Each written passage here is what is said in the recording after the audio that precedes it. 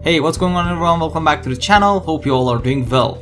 So in the last couple of weeks, we have two important events going on. First one being the Computex 2019 and the second one E3 of 2019. In this video, we are going to talk about what happened on those events, what we expect, thoughts, opinions, and of course, the best of the best. So in the first place, we've got AMD's keynote and Lisa Su, AMD's CEO, talking about the new upcoming products, which are Navi GPUs, 3rd Gen Ryzen, AMD's EPYC CPUs, and of course the upcoming consoles like Xbox, PlayStation, and Google Stadia. So starting with the Navi GPUs, we've got the RX 5000 series with a 7nm chipset and Radeon DNA architecture. Looks small, but it's a powerhouse.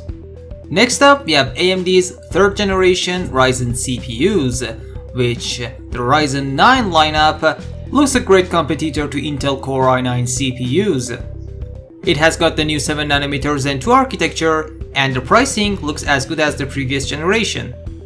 We've got the Ryzen 7 3700X for $329, 3800X for $399, and the Ryzen 9 3900X for $499, which I believe it's phenomenal. We've got 12 cores, 24 threads, 70 MB of cache, and the boost clock of 4.6 GHz.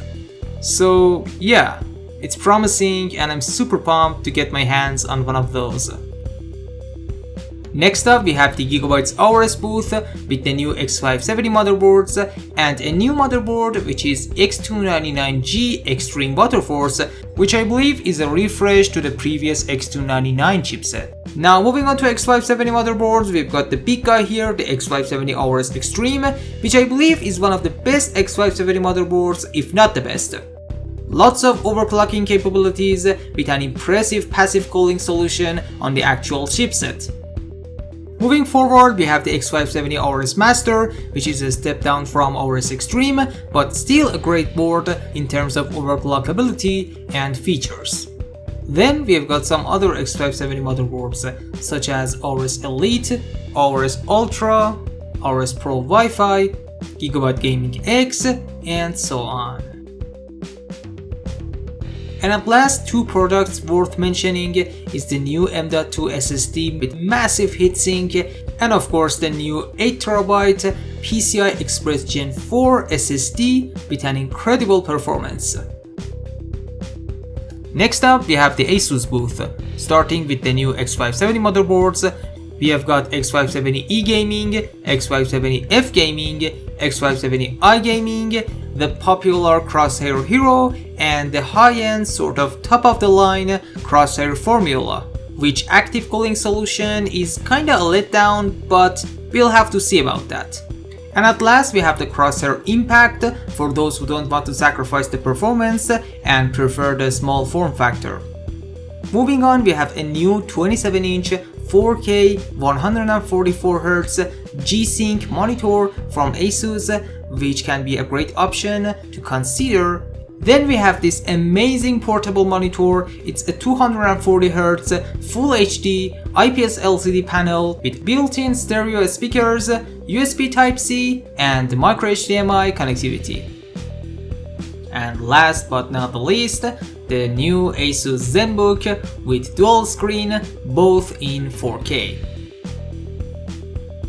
Next up, we have the MSI booth with new X570 motherboards.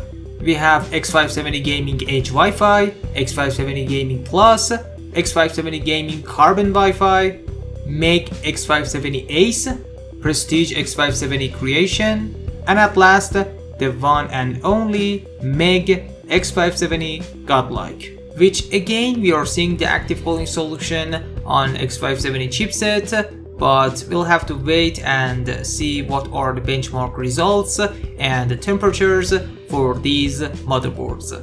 Moving on to the laptop territory, we have this absolute beast GT760 Titan packed with Intel Core i9 9900K and RTX 2080 with an exceptional cooling solution. Makes it a great option to consider whether you are a gamer or a content creator. Next up, we have the ASRock booth starting with some new graphics cards, which seems to be the new RX 5700 series. Looks good, but we'll have to see how they perform. Moving on to the motherboards, we've got X570 Pro 4, X570 Phantom Gaming, X570 Steel Legend, X570 Creator, the high-end X570 Taichi, and the big boy X570 Aqua, which looks pretty cool with a full onboard monoblock for cooling the CPU, VRM, and the chipset.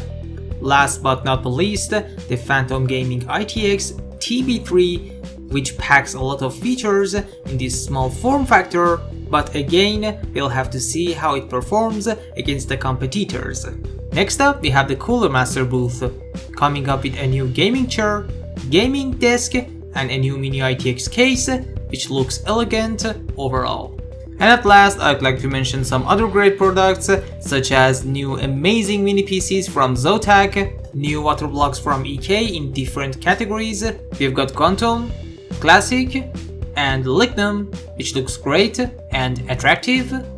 And then from Team Group, we've got new liquid cooled M.2 SSDs, new ARGB SATA SSD, new ARGB memory modules, and a new RGB USB thumb drive for PlayStation, which the RGB lighting is a bit functional, it changes color in some situations. And at last, we've got G-Skill with new memory modules, we have Ripjaws, Triton Z RGB, Triton Z Royal series in a variety of colors, going from 4000 MHz up to 5200 MHz.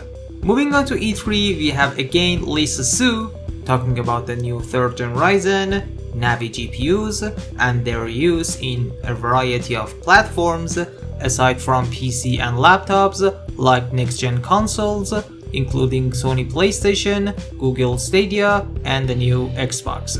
Moving on, we have the unveiling of RX 5700 XT, which looks promising both in aesthetics and specs. We've got 40 compute units, 9.75 teraflops, 8GB of GDDR6 memory, and the boost clock of 1905. Moving on, we have AMD's new masterpiece, the Ryzen 9 3950X with 16 cores, 32 threads, boost clock of 4.7 GHz, 72 MB of cache, and 105 watts TDP, which for $749 looks great in comparison to Intel's 9960X, which is about $1,700. Next up, we have Microsoft's keynote and Phil Spencer, Xbox Division CEO, talking about the new Xbox, Project Scarlett.